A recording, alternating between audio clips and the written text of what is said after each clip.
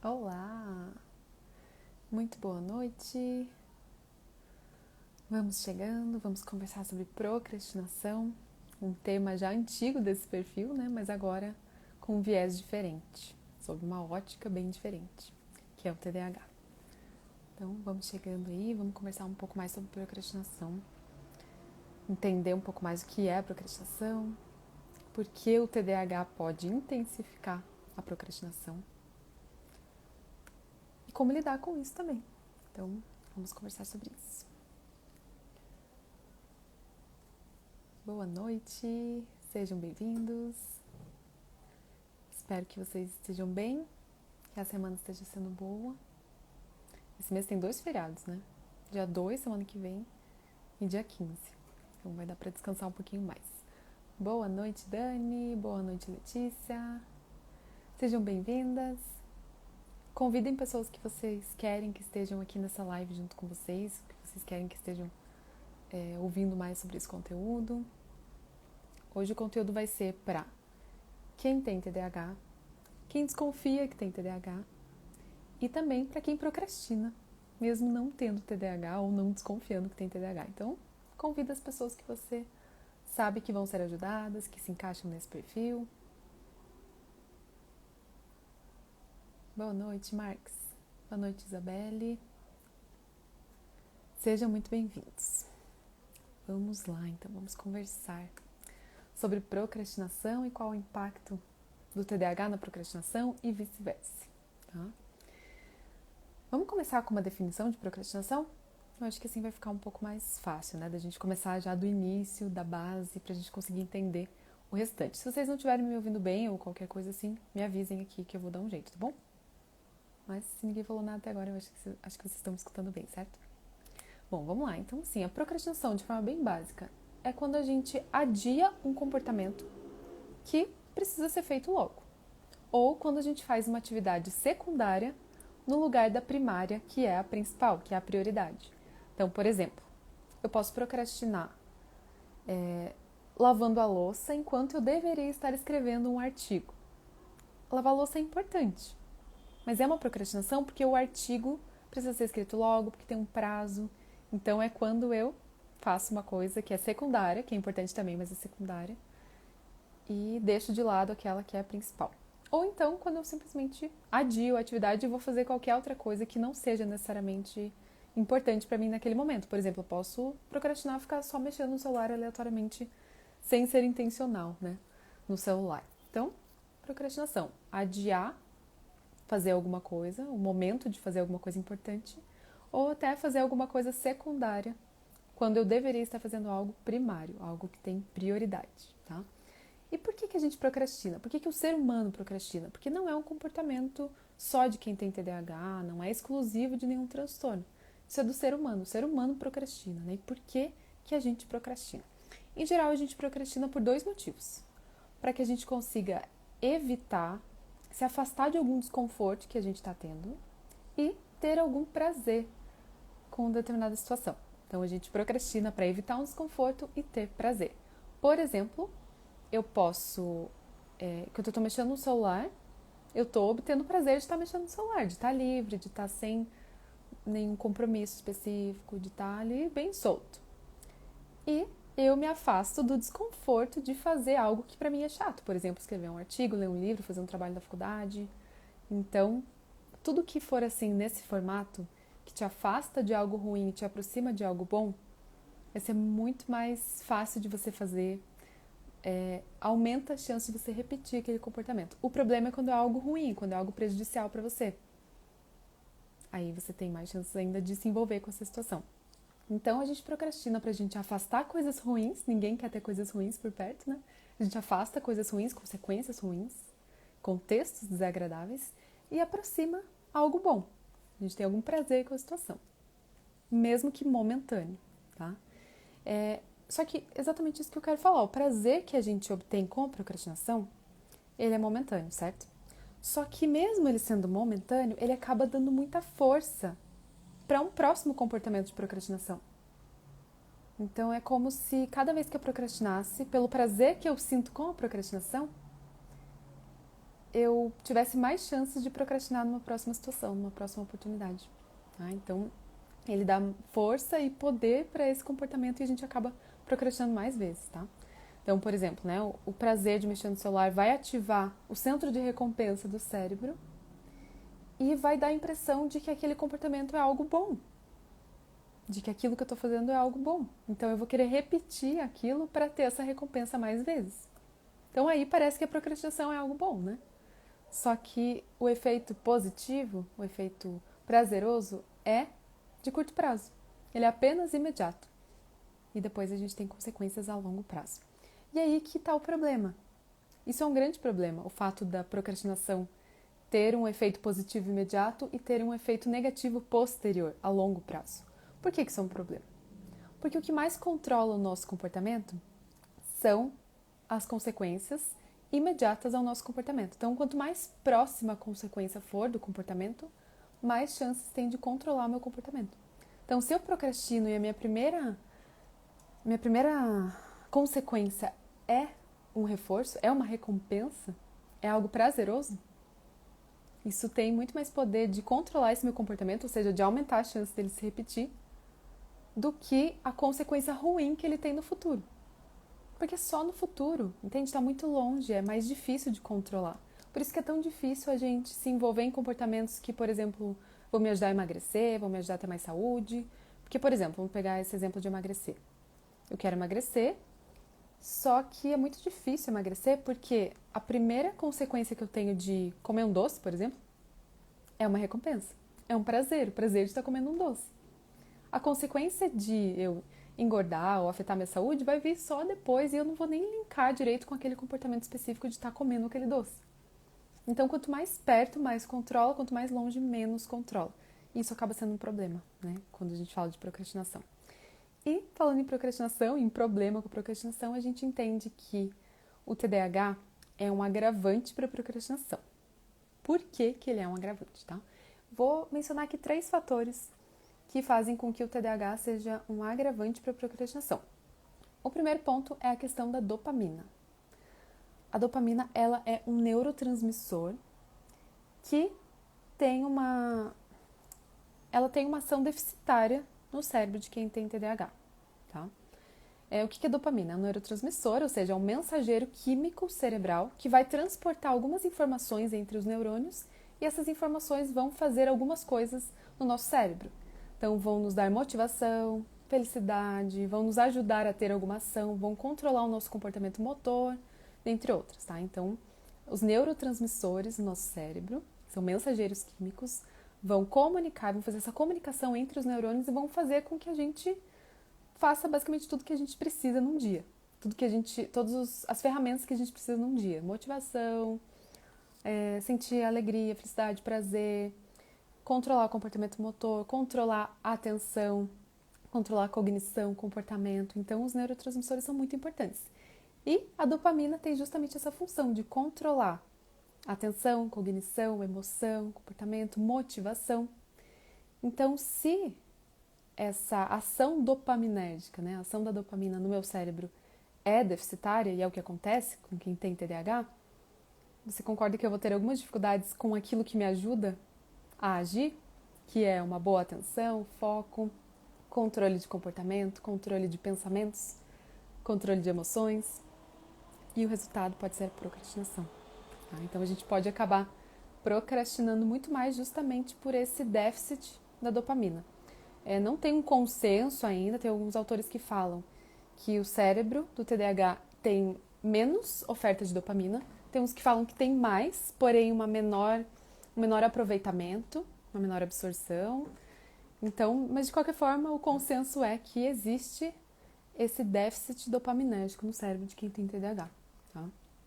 E, então, um efeito vai poder ser justamente a procrastinação, pela dificuldade de regular a atenção, motivação, sistema de recompensa, enfim, várias funções que a dopamina tem no nosso cérebro, tá? E o resultado pode ser a procrastinação, justamente. Então, isso por si só já dificulta bastante a ação, né? Já facilita a procrastinação em quem tem TDAH. Mas não é só isso. É claro que ainda assim tem influência com a dopamina, tá? Com a ação da dopamina no cérebro e de outros neurotransmissores, Mas o segundo ponto que eu quero ressaltar aqui, que acaba sendo um facilitador da procrastinação para quem tem TDAH, é a questão do controle inibitório. Quem tem TDAH tem uma dificuldade com o controle inibitório. O que é o controle inibitório? Basicamente, conseguir ter esse autocontrole dos pensamentos, das emoções, enfim, ter justamente esse autocontrole. E dos comportamentos, principalmente, de eu conseguir parar uma atividade quando eu preciso parar, de eu conseguir iniciar uma atividade quando eu preciso iniciar. Tá? Então, essa dificuldade com o controle inibitório resulta num baixo autocontrole, certo? E esse baixo autocontrole pode, inclusive, favorecer a procrastinação, né? Porque se eu não estou conseguindo controlar a minha atenção, o meu comportamento, as minhas emoções, tudo isso pode acabar favorecendo a procrastinação. Tá? Então, alguns exemplos aqui que eu trouxe para vocês de um baixo controle inibitório, de resultados de um baixo controle inibitório. Dificuldade de inibir comportamentos quando necessário, então parar de fazer alguma coisa quando eu preciso parar de fazer. Dificuldade para esperar uma recompensa ou adiar coisas em prol de um objetivo posterior. Então, a gente gosta de ter recompensas imediatas, mas na vida adulta, principalmente, a gente vai ter muitas recompensas a longo prazo. A gente vai precisar construir algo para daí ter uma recompensa lá no futuro. E nisso, quem tem TDAH tem muita dificuldade de esperar uma recompensa futura, de se planejar para um dia ter uma recompensa. Não, eu quero a recompensa agora. E é claro que todo mundo quer agora, mas quem tem TDAH tem mais dificuldade com isso, de esperar uma gratificação futura, de se planejar em prol dela. Tá? Um outro exemplo desse controle inibitório baixo é a tendência a fazer as coisas sem considerar as consequências. Então, vão pensando na procrastinação. Eu posso acabar procrastinando com mais facilidade ou ter mais dificuldade de não procrastinar justamente porque eu não estou pesando as consequências. Eu tenho dificuldade de pesar as consequências de estar procrastinando aquela ação. Tá? E uma maior tendência a fugir de situações entediantes para fazer coisas divertidas, para fazer coisas estimulantes. Então, quem tem TDAH tem um controle inibitório menor e com isso vai ter mais dificuldade, vai ter uma maior tendência, aliás, de fugir de atividades entediantes para ir para atividades prazerosas. Tá? Uma outra questão é a sensibilidade à recompensa. Então, o terceiro fator que favorece a procrastinação no TDAH. Sensibilidade à recompensa. O que é isso? É isso que eu estava falando agora um pouco para vocês. Quem tem TDAH tem mais dificuldade de esperar uma recompensa futura, que é uma recompensa agora, e a gente aumenta muito a magnitude, a importância de uma recompensa imediata. Então, a magnitude dessa recompensa imediata ela é aumentada e as distantes, as recompensas a longo prazo, são subestimadas. É como se o que eu vou ter de recompensa depois não tivesse tanto valor quanto o que eu posso ter de recompensa agora. Eu nem vejo muito o depois, eu vejo o agora. O que eu vou ter de recompensa agora? Então, você vê como isso é prejudicial, pensando em procrastinação? Se eu só vejo o agora, vocês lembram qual que é a consequência imediata da procrastinação? Ela é boa ou é ruim? Agradável ou desagradável? É agradável. Se eu só vejo o agora e a recompensa atual que eu tenho, e ela é uma boa recompensa, é muito mais difícil de eu sair desse comportamento de procrastinação. Porque a consequência é boa e eu quero recompensas imediatas que sejam boas. E eu não penso muito nas consequências futuras, que muitas vezes são ruins com a procrastinação, né? Ela traz muitos prejuízos. Então, essas três coisas acabam implicando numa procrastinação maior no TDAH. Tá? Em resumo, o cérebro de quem tem TDAH, ele é um cérebro que vai estar sempre buscando experiências dopaminérgicas, ou seja, situações, eventos que tragam essa sensação de prazer, tá? Que aumentem o nível de dopamina no cérebro, aumentem o aproveitamento da dopamina no cérebro, que são situações justamente estimulantes, que dão prazer, tá? Só que, na vida adulta, principalmente como eu falei, a grande maioria das coisas que a gente faz, que a gente precisa fazer, não são estimulantes, não são tão agradáveis assim, mas a gente precisa fazer mesmo assim. Só que, para quem tem TDAH, é um desafio ainda maior, tá? A procrastinação no TDAH é uma das consequências da paralisia do TDAH. O que é paralisia do TDAH? É um termo que foi cunhado para descrever aquele momento em que alguém com TDAH precisa fazer algo e sente que não consegue, que sente que é impossível, não consegue se mover, não consegue fazer o que precisa. E daí por isso que é tão difícil quem está de fora entender, porque parece que é só fazer, só vai lá e faz. É só você dar o primeiro passo. Não é tão simples assim. Por isso, da importância também de vocês acompanharem perfis de pessoas que têm TDAH ou que, se não têm, que entendam bem de TDAH e estejam falando numa linguagem adequada para quem tem TDAH. Porque senão você acompanha um perfil que vai falar para você, não, é só você querer, só depende da sua força de vontade, é só você dar o primeiro passo. Para quem tem TDAH isso é mortal, é muito difícil dar o primeiro passo, é muito difícil se mover, principalmente quando a gente está nessa situação que é chamada de paralisia do TDAH. Então a paralisia é diferente da procrastinação, tá? Essa paralisia é uma sensação de que eu realmente não consigo. E a procrastinação pode ser uma consequência dessa sensação de não conseguir, essa sensação de impotência, de fato de não conseguir fazer o que precisa. Tá? O que a gente pode fazer diante dessa situação, né? Eu trouxe uma situação aqui para explicar para vocês. O que a gente pode fazer é entender o ciclo da procrastinação e quebrar esse ciclo. Descobrir como desativar esse ciclo da procrastinação, tá? Então, o que é o ciclo da procrastinação? Funciona assim. O primeiro passo desse ciclo, né, o primeiro evento ali, é você saber que você precisa fazer alguma coisa, alguma atividade, que para você não é agradável, tá? Então, o primeiro passo desse ciclo seria saber que eu preciso fazer uma atividade. O segundo passo seria o desconforto que eu estou sentindo de ter que fazer essa atividade que para mim é entediante. O terceiro passo é fugir desse desconforto, que seria a procrastinação. Fugir do desconforto é fugir da atividade também, então eu procrastino. E o quarto passo seria o alívio imediato que eu sinto. Olha o problema aí, gente. Lembra que eu falei que as consequências imediatas são as que mais controlam o nosso comportamento? Qual que está sendo a consequência imediata aqui? O alívio de fugir da atividade. Então, provavelmente eu vou procrastinar numa próxima vez também, porque eu tive um reforço, eu tive uma consequência boa, que foi o alívio imediato. Mas a grande questão e a grande armadilha é que esse alívio imediato, ele é apenas temporário, ele é apenas a curto prazo. E a longo prazo traz problemas. Então, dentro desse ciclo, depois desse alívio, o que vem? Vem de novo a consciência de que eu preciso fazer aquela atividade chata. Então, volta e o ciclo se repete. Então, começa com uma consciência de que eu preciso fazer uma atividade, um desconforto emocional de estar precisando fazer algo que é chato, a fuga desse desconforto, que junto com a fuga do desconforto vem a fuga da atividade, que nada mais é do que a procrastinação, vem um alívio imediato e depois volta na consciência de que eu preciso fazer aquela atividade. Então, esse é o ciclo da procrastinação e que a gente precisa entender como desativar esse ciclo. Como que a gente desativa esse ciclo? A gente vai, ao invés de fugir do desconforto emocional, a gente vai regular o desconforto emocional. Ao invés de fugir, ao invés de procrastinar, eu vou tentar regular aquela emoção para que eu consiga ter uma ação. Porque o que está dificultando a minha ação é a interpretação que eu estou dando sobre ela e a emoção que eu estou sentindo. E é disso que eu estou querendo fugir, desse desconforto do que eu estou pensando sobre a atividade e do que eu estou sentindo com a atividade. Então, por exemplo, o que vocês podem fazer nessa situação? A gente, né? Porque eu estou me incluindo também. O que a gente pode fazer nessa situação? Primeiro, a gente pode tentar adicionar algo prazeroso junto com a situação, junto com a atividade entediante. Adiciona algo que seja estimulante para você e que não vá atrapalhar na atividade, obviamente, né? Então, se eu estou querendo ler e eu tenho TDAH, de forma geral, não é muito recomendado que a gente esteja assistindo uma série junto para qualquer pessoa, né? Porque não vai conseguir aprender. Mas, por exemplo, tem gente que gosta de estar estudando e ouvindo música.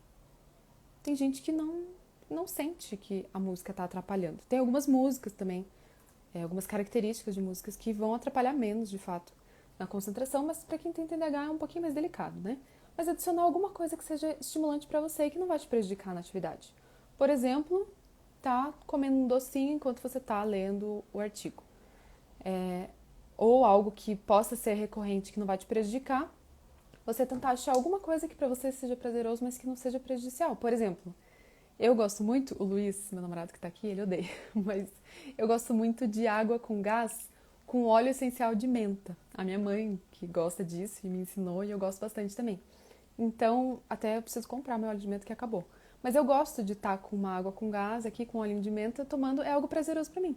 E que não me faz bem, não me faz bem, não me faz mal, me faz bem. Porque, tipo, se eu fosse comer o que eu realmente gosto, eu estaria comendo um chocolate toda hora, mas isso vai me prejudicar.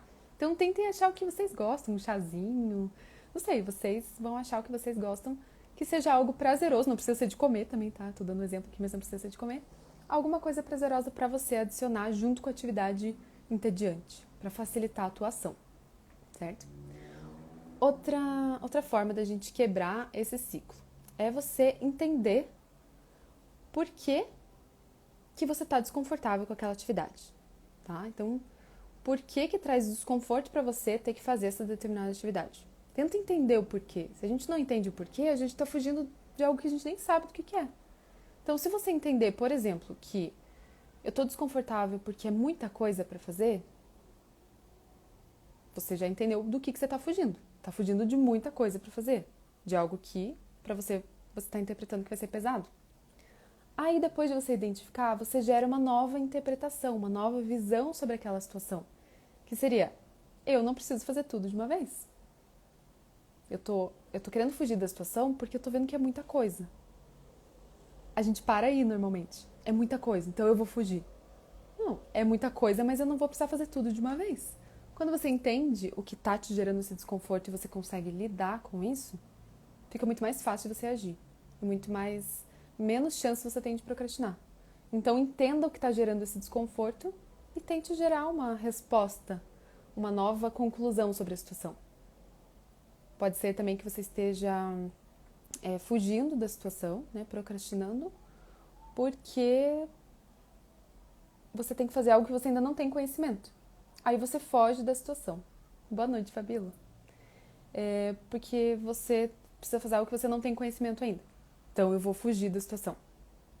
Tá, quem sabe se eu me esforçar para adquirir esse conhecimento que eu preciso, se eu dedicar alguns minutinhos para eu adquirir o conhecimento que eu preciso, para daí fazer o que eu preciso. Ao invés de fugir, que vai fazer com que você continue não sabendo, é melhor você dedicar um tempinho para tentar entender aquela situação, para daí você de fato poder se envolver com aquela ação. Então é basicamente você entender o que está gerando a nível cognitivo, ou seja, os seus pensamentos, o que está gerando esse desconforto em você, que está fazendo você procrastinar, tá? Que está gerando uma emoção de ansiedade, talvez, uma emoção de desespero, que está gerando a emoção que você está sentindo, tá? A Débora falou, acontece muito comigo, não sei, não vou me arriscar. Ah, entendi, tá, não sei essa situação, então não vou me arriscar, é isso? Não sei sobre isso, então não vou arriscar. Só que é justamente não se arriscando que você vai continuar não sabendo. Então acaba sendo uma armadilha, né? Então eu vou buscar saber, para eu poder me arriscar com mais segurança também. E uma terceira forma da gente desativar esse ciclo da procrastinação é ressaltar as recompensas que eu vou ter quando eu fizer aquilo que eu preciso fazer. Porque, como eu falei, para todo mundo é assim, mas para quem tem TDAH um pouquinho mais, eu tenho mais dificuldade, né? Quem tem TDAH tem mais dificuldade de visualizar as recompensas futuras e trabalhar para chegar até elas. Eu quero uma recompensa imediata, então é difícil eu ver a recompensa futura. Então deixa bem claro para você qual vai ser a recompensa futura que você vai ter. E se você tiver recompensas imediatas, ressalta também, porque vai facilitar muito mais o seu comportamento. Então, por exemplo, enquanto eu faço isso, eu já vou tendo a recompensa de visualizar quanto por cento disso já foi feito. Então, sei lá, se tiver uma forma de você mensurar quanto por cento você já fez daquela atividade, sabe quando você marca, daí fica ali a porcentagem? Tipo, por exemplo, na Hotmart, algum curso que você comprou, você marcou o que você fez, aí mostra quanto por cento você já fez e quanto falta. Você vê o seu progresso também pode te ajudar a ver que você tem uma recompensa imediata. Mas deixa bem claro as recompensas futuras de você fazer aquela ação. Por exemplo, depois que eu terminar de ler esse capítulo do livro, eu vou assistir minha série favorita. Eu vou sair com meu amigo, com minha amiga, com namorado, esposo. Vou fazer alguma coisa divertida, alguma coisa estimulante. Porque, novamente, o cérebro de quem tem TDAH busca coisas estimulantes, justamente para compensar essa questão dessa falta, desse déficit dopaminérgico, né, que dá essa sensação de prazer, de motivação. A gente busca atividades estimulantes para compensar isso. Então, já que você é movido por situações estimulantes, coloca como uma recompensa, deixa bem claro para você qual é a recompensa estimulante de você fazer aquela atividade. Tá? E, se possível, deixar claro também as consequências ruins daquilo que você está fazendo. De você estar procrastinando, no caso. Então, quanto mais você se conectar com as consequências ruins da procrastinação, mais chances você vai ter de parar de procrastinar. Não que vai ser imediato, ainda assim não vai ser fácil. Mas ajuda a você se conscientizar do que está acontecendo para você conseguir driblar aquela situação. Então se conscientiza das consequências ruins de você procrastinar e das consequências boas de você não procrastinar. Que consequências positivas você vai ter a longo prazo, por mais que seja difícil a gente se controlar com recompensas a longo prazo, mas deixa claro quais serão para você conseguir se motivar a agir, certo? E aí? Vocês estão com alguma dúvida? É isso que eu tinha para falar para vocês. Vocês ficaram com alguma dúvida? Hoje a live foi curtinha mesmo. O meu objetivo, na verdade, é esse. Fazer lives curtas, que vocês não fiquem super cansados de estar aqui, que vocês não queiram desistir, que vocês estejam aqui comigo para que a gente possa aprender, mesmo que de pouquinho em pouquinho, mas a gente vai avançando nesse conhecimento. Então esse é o objetivo. Teve umas duas aí que passaram de 30 minutos, mas não é o meu objetivo. Eu gosto de manter no máximo em 30 minutos ali. Acho que vou ter que assistir de novo. É uma boa ideia. Eu estava falando para uma paciente hoje, que ela leu um livro que eu indiquei para ela, e eu falei, sugiro que você leia esse livro de novo. É um livro curtinho, não vou judiar dela, mas sugiro que você leia esse livro de novo para que você consiga ter uma nova visão sobre a situação, para que você consiga compreender melhor.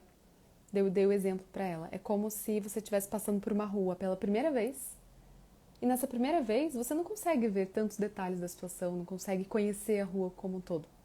Mas uma segunda vez que você passa por ela, você observa coisas que você não tinha observado da primeira vez. Nossa, eu não sabia que tinha essa floricultura aqui, olha que bonito, não tinha visto da primeira vez. Não vi que tinha esse outdoor aqui da primeira vez, sei lá.